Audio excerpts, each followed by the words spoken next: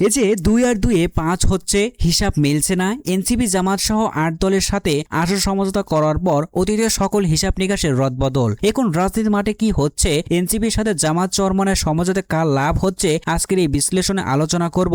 এসব বিষয় নিয়ে বিস্তারিত জানতে পুরো ভিডিওটি শেষ পর্যন্ত দেখুন। আর হ্যাঁ, যারা আমাদের চ্যানেলে নতুন, চ্যানেলটাকে সাবস্ক্রাইব করে রাখেন। বাংলাদেশের রাজনীতি এখন এক সন্ধিক্ষণে দাঁড়িয়ে। সম্প্রতি জামাত ইসলামী সহ আন্দোলনরত 8 দলের সঙ্গে এনসিপি বা বৈষম্য বিরোধী ছাত্র আন্দোলন নেতাদের সমন্বয়ে গঠিত রাজনৈতিক শক্তির যে সমঝোতা হয়েছে তা দেশে প্রচলিত রাজনৈতিক সমীকরণের একটি মাস্টার স্ট্রোক হিসেবে দেখা হচ্ছে। আজকে অনেকে প্রশ্ন তুলছেন, এই সমঝোতায় লাভ কার বেশি, জামাত চরমনের জোটের নাকি নতুন দল এনসিপির? বাংলাদেশের রাজনৈতিক ইতিহাসে সবসময় দুটি মেরু থাকে। আগে ছিল আওয়ামী লীগ ও বিএনপি, বর্তমানে আওয়ামী লীগ দৃশ্যপটে না থাকায় মাঠে প্রধান শক্তি বিএনপি ও জামাত ইসলামী ঘরানার জোট। এতে এনসিপি লাভ কি?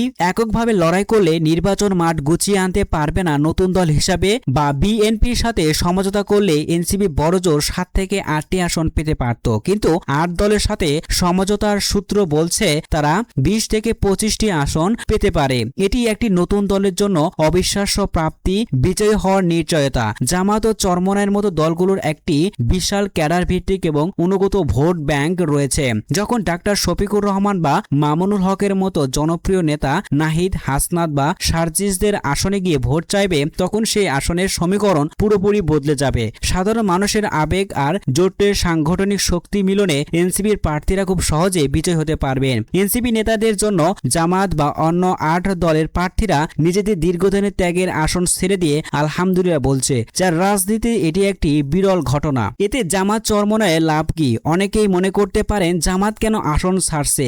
আসলে জামাতের দীর্ঘ 84 বছরের রাজনৈতিক ইতিহাসে এটি হতে যাচ্ছে সবচেয়ে দূরদর্শী সিদ্ধান্ত। জামাত বা চরমনায়ের রাজনীতিতে একটি বড় চ্যালেঞ্জ ছিল তরুণ প্রজন্মের বা সেকুলার শিক্ষিত সমাজের কাছে পৌঁছানো। এনসিপির মেধাবী ও বিপ্লবী তরুণদের সাথে নিয়ে তারা সেই বাধা কাটিয়ে উঠেছে। আগামী কয়েক দশক বাংলাদেশের রাজনীতি আবর্তিত হবে জুলাই বিপ্লবকে কেন্দ্র করে। এই বিপ্লবের যারা মূল নায়ক এনসিপি, তাদের সাথে থাকা মানেই জুলাই বিপ্লবের চেতনাকে নিজেদের দলের সাথে যুক্ত করা।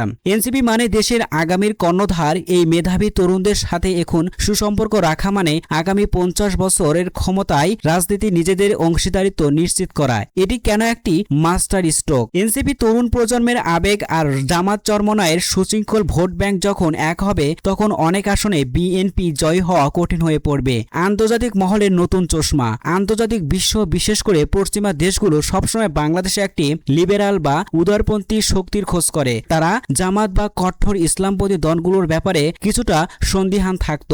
এনসিপির মেধাবী ও আধুনিক মনস্ক তরুণরা এই জোটে থাকা মানেই হলো আন্তর্জাতিক মহলের জামাত বা 8 দলের জন্য একটি সার্টিফিকেট বা গ্রহণযোগ্যতার ছাড়পত্র। পশ্চিমা দেশগুলো যখন দেখবে জুলাই বিপ্লবের মহানায়করা এই জোটের সাথে আছে, তখন তাদের দৃষ্টিভঙ্গি বদলাতে বাধ্য হবে। ভূ রাজনৈতিক মোড় পরিবর্তন। প্রতিবেশী দেশগুলো এখন নতুন করে ভাবতে শুরু করবে। এতদিন তারা বাংলাদেশে যে 2টি দলের সাথে ডিল করত, এখন তৃতীয় শক্তির বলয়টি তাদের হিসাবে বদলে দিচ্ছে। এটি যেন একটি নতুন নদীর জন্ম নেওয়া, যা পুরনো সব খালের গতিপথ পরিবর্তন করে দিচ্ছে।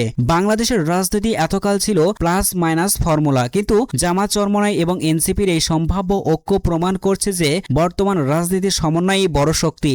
এনসিপি এই জোটের মাধ্যমে রাজপথ থেকে সরাসরি সংসদে শক্তিশালী অবস্থান যাওয়ার পথ খুঁজে পাচ্ছে। অন্যদিকে জামাত ও অন্যান্য দলগুলো এই তরুণদের কাঁধে ভর করে আধুনিক গ্রহণযোগ্য রাজনীতির নতুন অধ্যায় শুরু করেছে। এই জোট হয়ে উঠবে আগামীর অন্যতম প্রধান শক্তি।